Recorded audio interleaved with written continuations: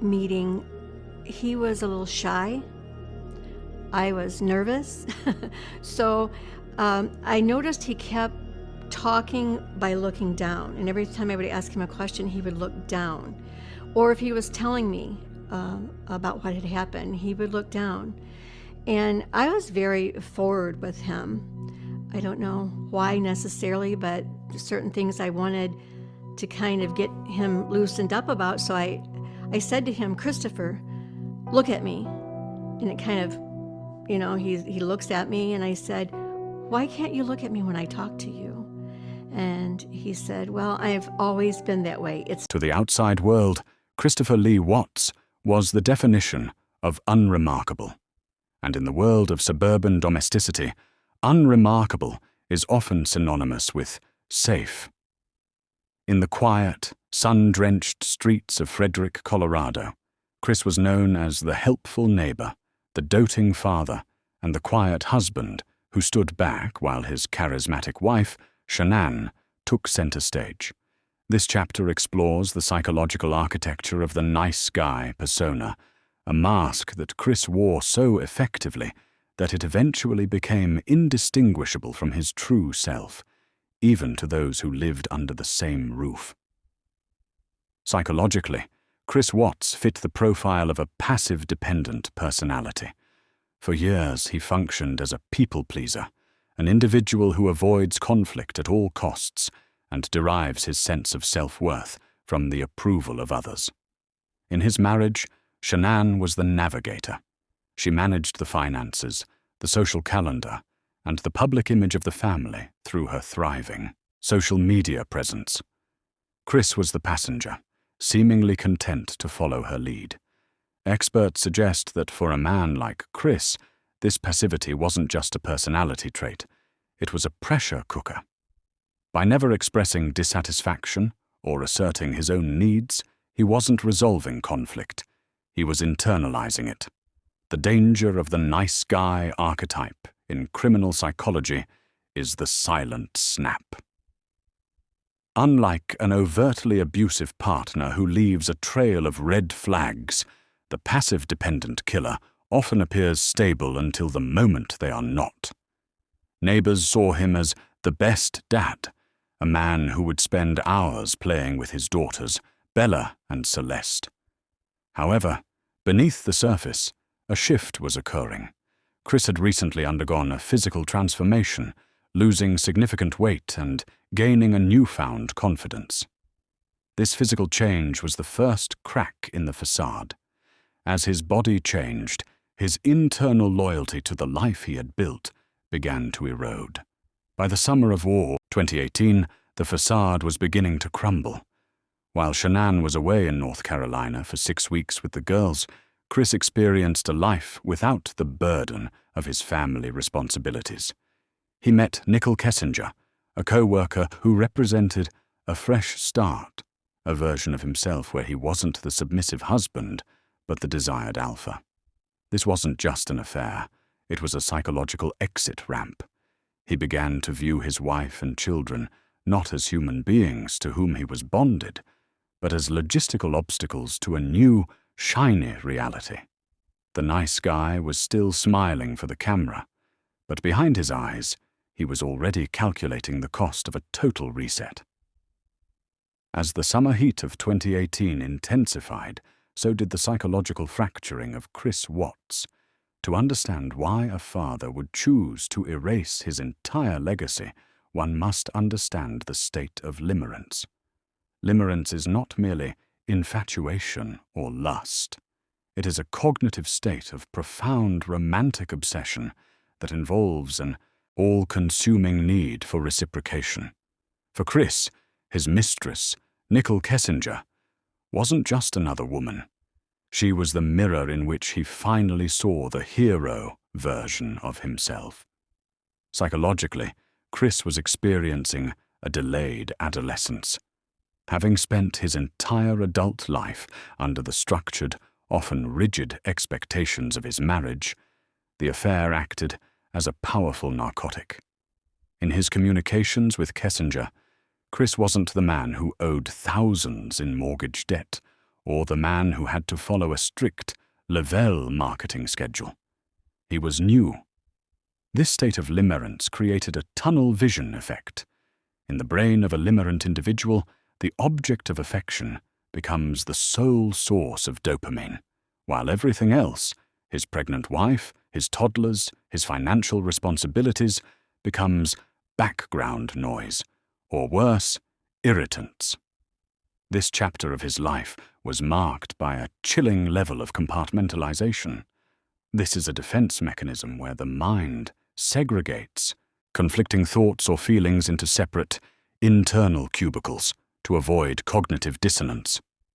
While Shanann was in North Carolina, desperately texting him about their crumbling intimacy, Chris was visiting sand dunes and looking up the lyrics to love songs with Kessinger.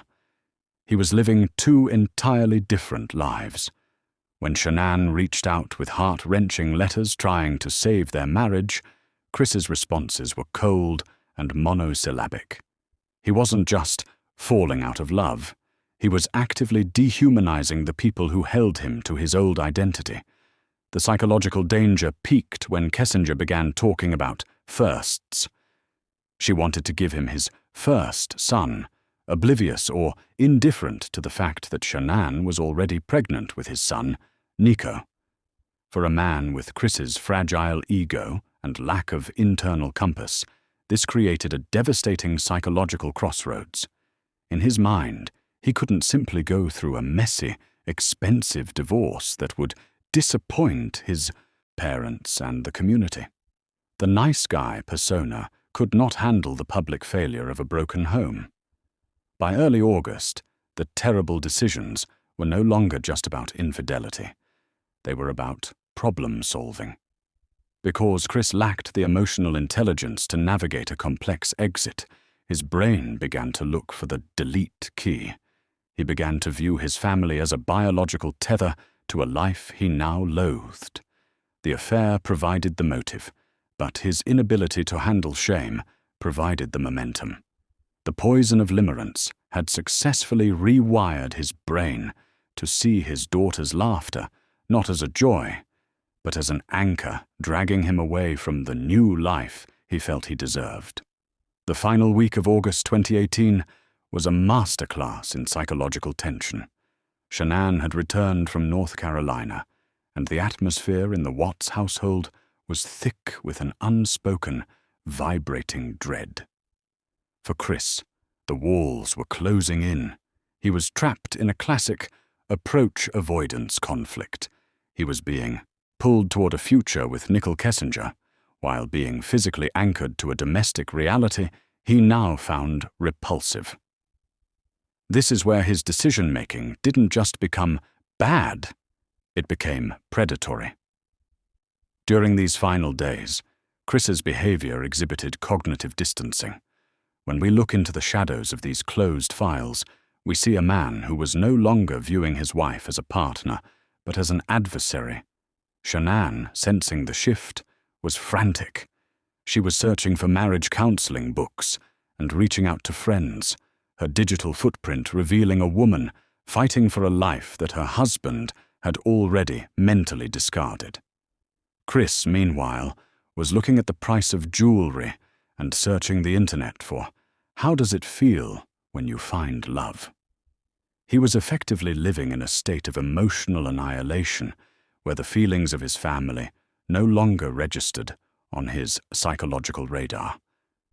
The terrible decisions were now manifesting as a total lack of empathy. On their final weekend, Chris took the girls to a birthday party, playing the role of the good dad for the last time, while secretly planning the logistics of his employer's oil site, Survey 319. This reveals a chilling level of premeditation. He wasn't just a man in a fit of rage. He was a man calculating the distance and the depth of oil tanks. He was preparing to trade the lives of his family for a clean slate. As we analyze the wreckage of this family, we have to realize that cases like this aren't just about one man. They are about the hidden fractures in the human psyche that can exist right next door. I want to welcome you to the channel. We look for the truth in the shadows of cold cases and closed files. If you value this kind of deep dive investigation, please consider subscribing. And as we begin this journey together, I'd love to know where you're watching from today.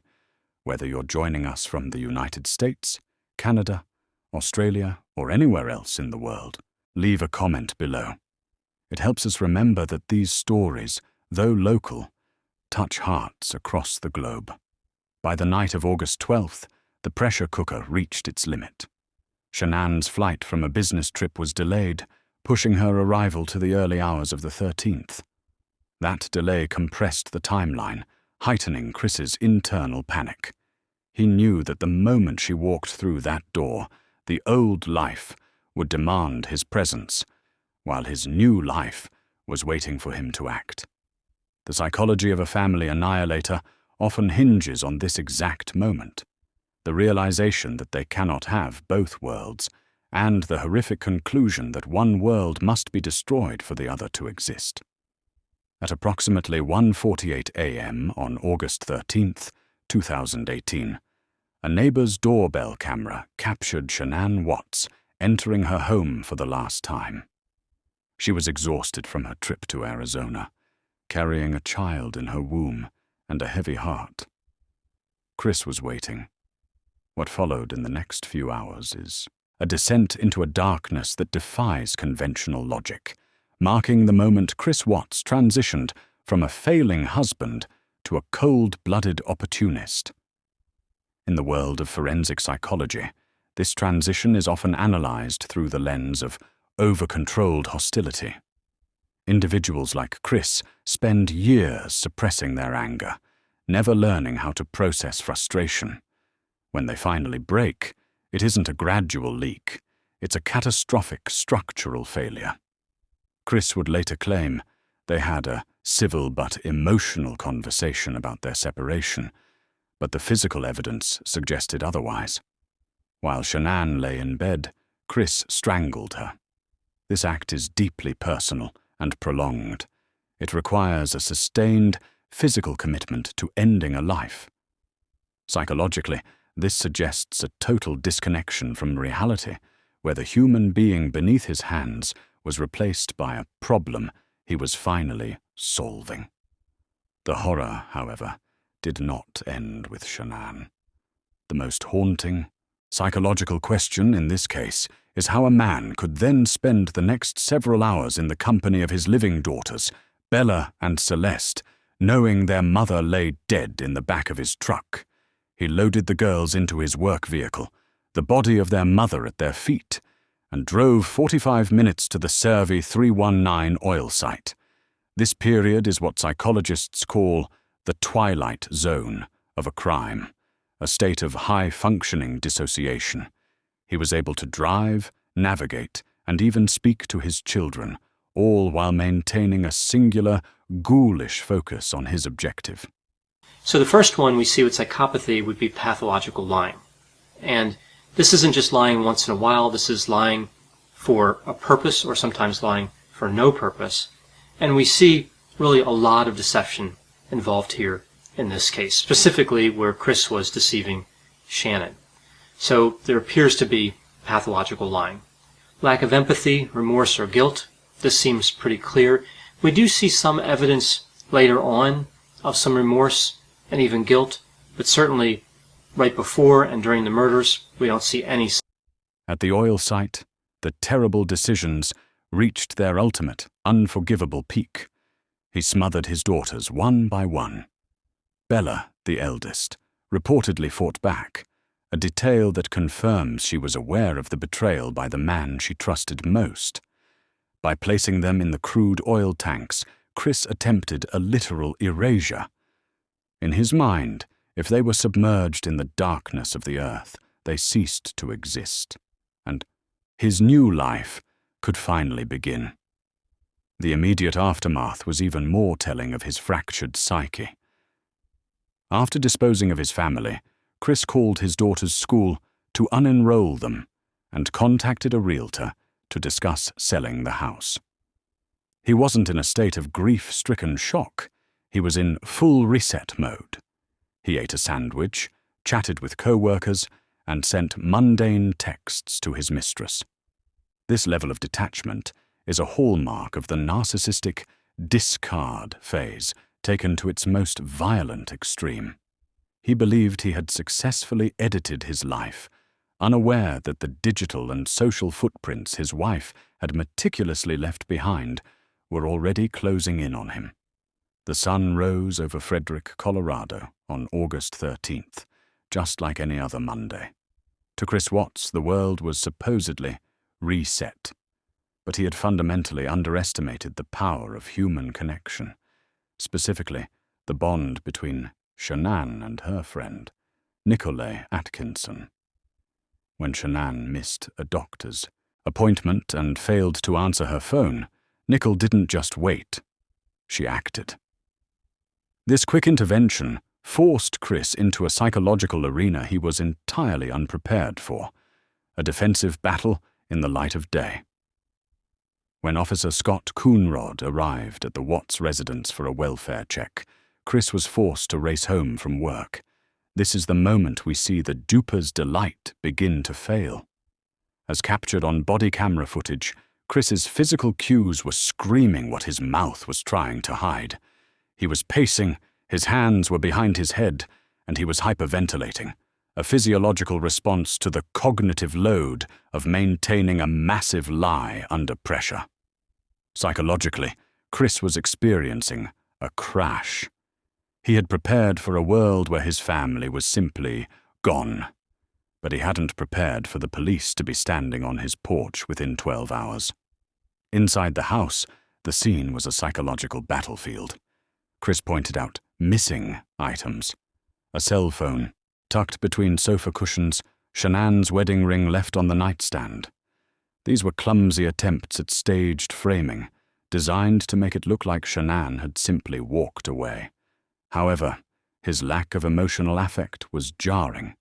While Nicol Atkinson was visibly distraught, Chris was oddly detached, almost acting like a spectator in his own life. This incongruent affect, where a person's emotional expression doesn't match the gravity of the situation, is a massive red flag for investigators. He wasn't acting like a worried husband. He was acting like a man trying to remember the script of a play he hadn't rehearsed. As the media descended on the neighborhood, Chris made perhaps his most terrible decision yet. He stepped in front of the cameras. This decision was rooted in narcissistic overconfidence. He believed that because he had successfully played the nice guy for years, he could convince the world of his innocence through sheer proximity. On the porch, at interviews, he looked into the lenses and pleaded for his family's return with a chilling lack of conviction. He rocked back and forth, smiled at inappropriate moments, and referred to his children in the past tense, a psychological slip known as leakage. By the end of the day, the FBI and the Colorado Bureau of Investigation, CBI, were involved. The mask wasn't just slipping, it was disintegrating. Chris was no longer the one in control of the narrative. He was a man trapped in a house that felt like a tomb, surrounded by the digital ghosts of the family he had just discarded. The psychological walls were closing in, and the nice guy was about to face the one thing he feared more than anything else: the truth. On August 15th, 2018, Chris Watts walked into the Frederick Police Department voluntarily. He still believed he could talk his way out of the abyss. This chapter of his story is a fascinating look at the psychology of a failed liar. When an individual with a nice guy complex is confronted by authority, their first instinct isn't usually to fight, it's to accommodate. Agents Tammy Lee and Graham Coder utilized this trait, employing the Reed technique, a method of interrogation that builds a rapport to lower the suspect's defenses. The centerpiece of this day was the polygraph test. Before the machine was even turned on, Chris's psychological state was one of defensive denial. He truly believed that his internal reality, the one where he was the victim of a bad marriage, would somehow register as the truth. However, polygraphs don't measure truth. They measure the physiological stress of deception. As Agent Lee began the questioning, Chris's body betrayed him once again. When asked if he knew where his family was, his respiratory and cardiovascular systems spiked. He failed the test spectacularly, scoring a -18. Anything below -4 is considered deceptive. When the agents told him he had failed, the nice guy mask didn't shatter, it pivoted. This is where we see the emergence of moral reframing. Chris couldn't admit to being a monster, so he needed a narrative where he was still the hero or, at the very least, a justified victim. Seeing his father, Ronnie Watts, in the interrogation room provided the psychological safety net he needed.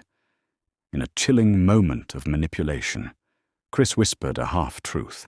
He claimed that he saw Shanann strangling the girls on the baby monitor, and he killed her in a fit of rage to stop her. This lie was a calculated psychological maneuver. By blaming the woman he had murdered, he attempted to externalize his guilt. This is common in family annihilator profiles. The perpetrator projects their own violence onto the victim to maintain their fragile ego. He thought this story would save him, not realizing that his own confession to killing Shanann was the final nail in his coffin. He had admitted to a homicide, and the location of the bodies, the oil site he had worked at, was now a confirmed crime scene. The decision to blame Shanann was perhaps the most terrible and cowardly decision of all. It wasn't just a lie to the police, it was a final act of domestic violence, an attempt to murder her reputation after he had already taken her life. But as investigators headed out to the Cervi 319 site under the cover of darkness, the physical evidence was about to scream louder than his whispers. The truth in the shadows was about to be unearthed, and the world would soon see that Chris Watts wasn't a protector. He was the only predator in the house. The darkness of the early hours of August 16th, 2018, was replaced by a sterile, professional grimness as investigators arrived at Cervi 319. This location was no longer just an oil storage site. It was a graveyard. For the recovery teams, what they found was a psychological nightmare made manifest. For Chris Watts, sitting in a holding cell, this was the moment his compartmentalization finally failed. The physical world was catching up to his internal delusions, and the reality of his terrible decisions was being pulled, piece by piece, from the crude oil. The recovery process was a grueling, multi-day operation that highlighted the absolute dehumanization Chris had practiced. To fit his daughters, Bella and Celeste, through the narrow 8-inch hatches of the oil tanks, he had to use force. Psychologically, this act is one of the most difficult for experts to reconcile. It suggests a man who had completely stripped his children of their humanity, viewing them as nothing more than biological waste to be discarded. This level of affective flattening, the inability to feel or display normal emotional responses, is what allowed him to return to that same site later that morning to work as if nothing had happened. As the bodies were recovered, the autopsy reports began to tell a story that Chris's fit of rage lie couldn't survive. There was no evidence that Shanann had harmed the children. Instead, the evidence showed that Shanann had been buried with no defensive wounds, suggesting she may have been killed while sleeping or completely caught off guard by the man she trusted. The girls, however, had traces of oil in their lungs, and Bella had injuries suggesting she had fought for her life. This physical evidence shattered Chris's narrative of being a protector who snapped. It revealed a methodical, cold-blooded executioner. During this time, the public reaction underwent a massive psychological shift. The nice guy neighbor was now the most hated man in America. The collective trauma of the community was fueled by the contrast between the vibrant, smiling photos of the Watts family and the horrific descriptions of the oil tanks. Chris's decision to hide them there wasn't just a logistical choice, it was a psychological attempt at total erasure. He didn't just want them dead, he wanted them to vanish from the face of the earth, as if the last 15 years of his life had been a mistake he could simply undo. In his cell, Chris was finally facing the narcissistic collapse. This occurs when a person's false self-image is completely destroyed by reality, leaving them with no defense mechanisms. He was no longer the doting father or the hero boyfriend. He was a man who had traded his soul for a fresh start. That was now a prison cell. The weight of his decisions was finally setting in, not because of remorse for his family, but because he had finally lost the one thing he valued most, his ability to be liked by others. The legal conclusion of the Watts case came with a speed that is rare in high-profile homicides. In November 2018, Chris Watts sat in a courtroom and pleaded guilty to 9 counts, including first-degree murder. This decision was not born out of a sudden wellspring of moral clarity, but rather a final, desperate act of self-preservation. Facing the death penalty, Chris chose life. A decision that ensured he would spend the rest of his days within the very walls he had built with his own hands. The nice guy had finally run out of people to lie to, and the justice system offered no further room for his moral reframing. At the sentencing hearing, the world watched as the victims' families spoke, their grief cutting through the sterile atmosphere of the court. Chris remained largely expressionless, a final display of the emotional detachment that had defined his crimes. Judge Marcelo Kopkow, in a rare moment of judicial transparency, called this the most inhumane and vicious crime he had ever handled. Psychologically, the sentencing didn't provide closure, a term often used but rarely felt, but it did provide a finality. It marked the moment Christopher Watts ceased to be a father and a husband and became a permanent inhabitant of the American penal system. Even years later, the eternal why lingers. How does a man with no criminal record, no history of physical abuse, and a reputation for kindness commit such an atrocity? The answer lies in the intersection of toxic passivity, narcissistic entitlement, and a total lack of internal identity. Chris Watts was a chameleon who lived his life based on the expectations of whoever was in front of him. When his wife's expectations conflicted with his mistress's desires, he didn't have the psychological tools to navigate the friction. He chose the most violent path because, to a man with no core, human lives were simply variables in a happiness equation that he felt entitled to solve in his favor. Today, Chris Watts remains in a maximum security prison in Wisconsin, reportedly surrounded by photos of the family he destroyed. Some psychologists suggest this is a form of pseudo-remorse, an attempt to cling to the good dad persona even in a cage. Others see it as a haunting reminder of the mask that never quite fit. His story serves as a chilling reminder that the darkest shadows aren't always found in back alleys. Sometimes they are hidden behind a smile, a suburban fence, and a perfect social media feed. The truth we find in these shadows is that evil is often terrifyingly mundane. It doesn't always roar. Sometimes it just quietly decides that it wants a different life, and it is willing to erase everyone else to get it.